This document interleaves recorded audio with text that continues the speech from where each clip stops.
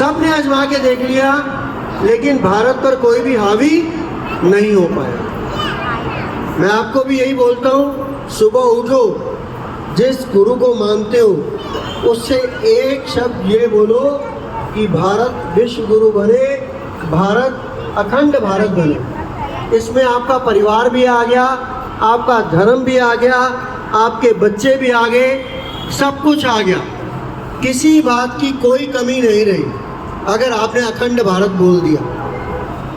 अखंड भारत का मतलब पाकिस्तान हमारा है, बोलो पाकिस्तान, अफगानिस्तान, अरे जोर से बोलो पाकिस्तान, पाकिस्तान, अफगानिस्तान, बांग्लादेश, भूटान, ये सब के सब जो देश छोटे छोटे अलग काट दिए गए, इन सब को वापस हमने लेना है। तो उसी परंपरा को आगे बढ़ाते हुए मोदी जी जो, हाँ जी, राम राम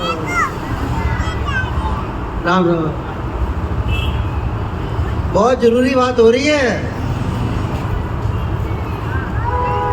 देखो आटा तो घर में जाके दोबारा भी गूंद लोगे, रोटी आप सब खा लोगे, चाय भी बन जाएगी, लेकिन जो बातें हम आपको समझा रहे हैं, जो बातें हम आपको बता रहे हैं, वो उसकी तुलना आप अपनी घरेलू बातों से नहीं कर सकते जब तक आप अपने बच्चों को देश के प्रति, धर्म के प्रति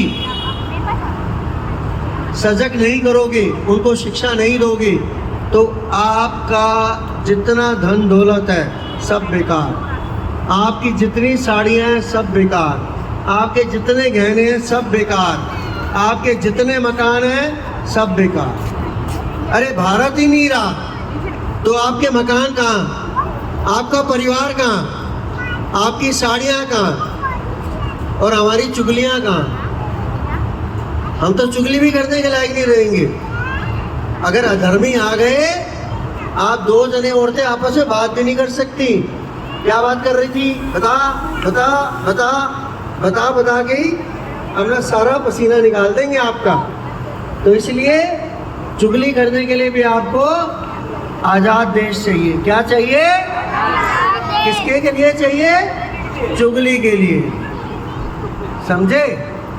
चार औरतें इकट्ठी नहीं बैठ सकेंगी अगर भारत फिर से गुलाम हो गया तो इसलिए आप सबसे बेनती, मैंने एक अर्जी लगाई थी आप सबके सामने कि जो भारत पर बोल सकता है वो बहन आ जाए, उसको स्पेशल प्राइज देने की मैंने आपसे बात कही थी।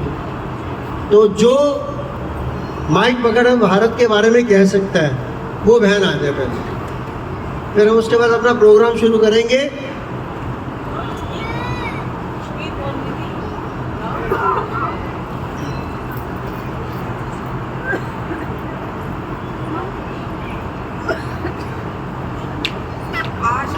देश आज़ाद हुआ है।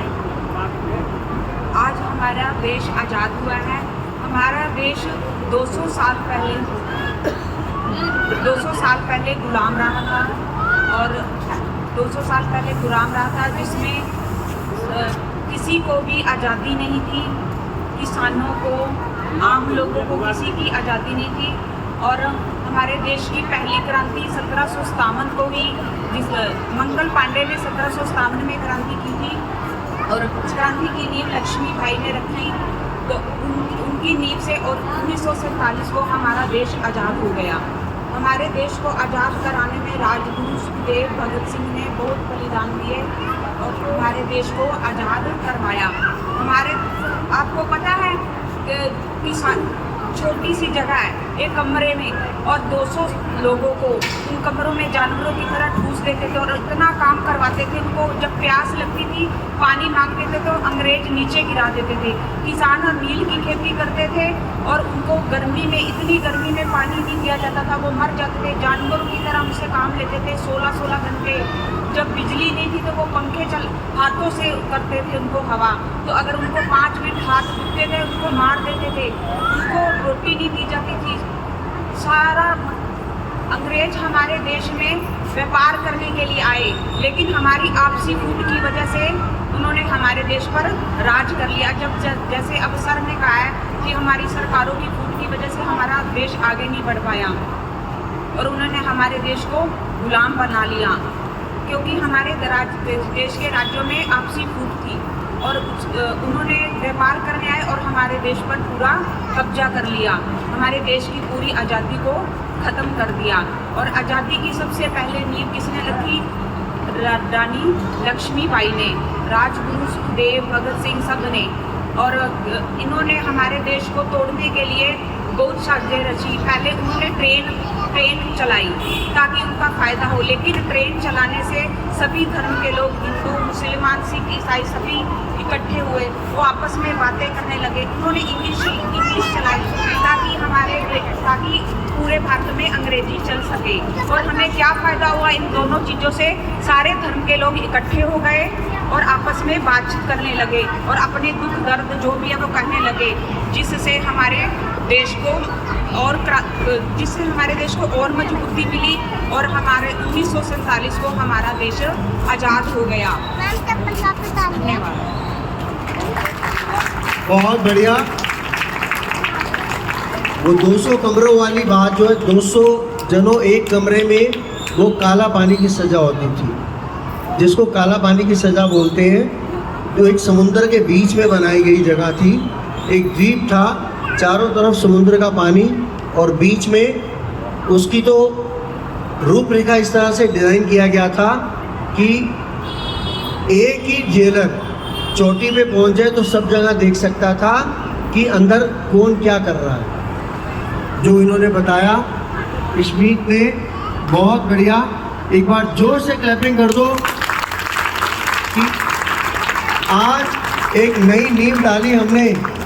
अब 26 जनवरी आ रहा है तो इश्मीत को जो प्राइज़ मिलेगा, तो मैं समझ सकता हूँ कि बाकी बहनों को प्रेरणा मिलेगी कि हमें अपने देश के बारे में जानना है, हमें देश के बारे में सोचना है, समझना है, ताकि हम अपने बच्चों को बता सकें आज़ादी हवा में नहीं मिल गई, आज़ादी चरखे ने नहीं दिलाई, आज़ादी महात्मा गांधी की बकरी ने नहीं दिलाई, आज़ादी दिलाई भगत सिंह जी ने, सुखदेव जी ने, चंद्रशेखर आज़ाद जी ने, राजगुरु जी ने, जिन्होंने अपनी जवानी फांसी पे झूल कर बिता दी। घोड़ी पे चढ़ने के टाइम वो फांसी पे चढ़े, घोड़ी के चढ़ने का टाइम था उनका, और वो किस पे चढ़े? फांसी। तब जाकर हम आज़ाद हुए, तब हम इस कंडीशन में आराम से बैठे हुए हैं। और अगर वो हम आज़ाद ना हुए होते तो हम अभी तक भेड़ बकरियों की तरह चराए जा रहे हैं। अब हमारे बच्चे जिन्होंने मंच को संचालन करना है, हमारे एक पुराने बच्चे भी आए हुए हैं, मानसी, जिसका कल बर्थडे था। एक बार खड़ी हो जाए, एक बार इसके लिए क्लैपिंग कर दो, इसको बर्थडे के लिए विश कर दिया था हम।